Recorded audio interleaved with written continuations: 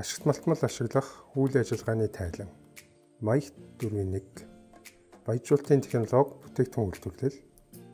Ашигт малтмалын төрөл алт, шороорт. Маягт бүглэх заавар. 1-р бэлтгэл ажил, 2-р маягт бүглэх, 3-р нийтлэг алдаа дутагдал. Бэлтгэл ажил.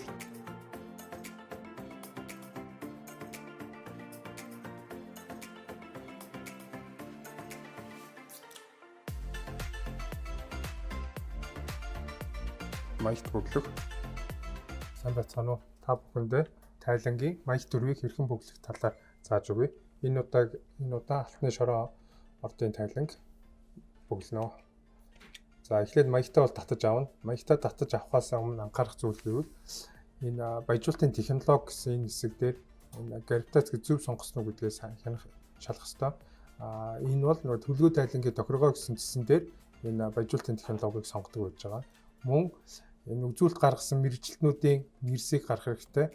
Энийг сонголтыг хийхийн тулд байгууллагын тохиргоо хэсэг дээр эдгээр мэргэжилтнүүдийнхаа нэрийг бичээд тэрнийхээ дараа маягтаа шинээр татаж авах хэрэгтэй. За маягтыг эхлээд бүглэхдээ төлөлтийн тоо утгыг эхлэж бүглэх шаардлагатай. Төлөлтийн тоо утгаа бүглэхдээ 2019 оныхоо батлагдсан төлгөөнөөсөө тоо утгуудыг авч бүглэх шаардлагатай байдаг. За ингээд бүгдээрээ төлөлтийн тоо утгуудаа бүгэлцгөөе.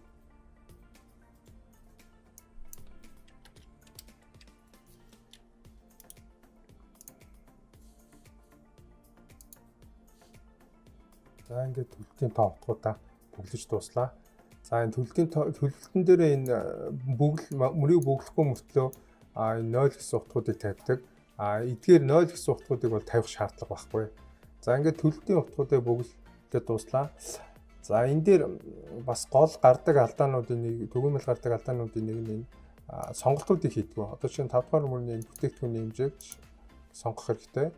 Мөн ашигт малтмалын нэр гэсэн эдгээр сонголтуудыг хийх хэрэгтэй. Эдгээрийг хийхдээ тухайн бүглэгдсэн нүднийх нь л утгуудыг л сонгох хэрэгтэй. Тэгэхгүй хэрвээ бүглэгдөөгүй мөр юм уу нүд байх юм бол тэрийг бүглэх шаардлага байхгүй. За ингээд төлөлтийн тоо утгаа бүрэн зөв бүглэж дууслаа. За одоо тайлангийн гүйцэтгэлийн тоо утгуудаа бүглэнэ. Гүйцэтгэлийн тоо утгуудаа бүглэхэд маягт 3B-гээс 3 утгыг авч бүглэнэ. За ингээд нийт ер нь утгуудыг авч бүглэнэ. Одоо энэ дээр B дээр нэмэх C нөөцийн 2019 онд авсан элсний хэмжээгээ бүглэнэ. За нийт авсан элснийхээ хэмжээг 2 дугаар мөрнийхөө энэ бүтээгдэхүүний хэмжээ гэсэн хэсгээр бүглэнэ. Энэ металлын хэмжээ гэж байгаа 2019 онд авсан металлын хэмжээг 5 дугаар мөрний металлын хэмжээн дээр бүглэнэ. За баяжуулалтын хаягдлын нийт хэмжээгээ 6 дугаар мөрний металлын хэмжээ гэсэн хэсгээр бүглэж өгнө. За ингээд 3B маягтаас үндсэн 3 үзүүлэлтийг эндээ авнаа. Тэгээд цааш нь өөрсдөө бодож бусад тоон үзүүлэлтүүдэд бүглэнэ. За ингээд гүйцэтгэлийн тоо утгуудаа бүглэж дууслаа.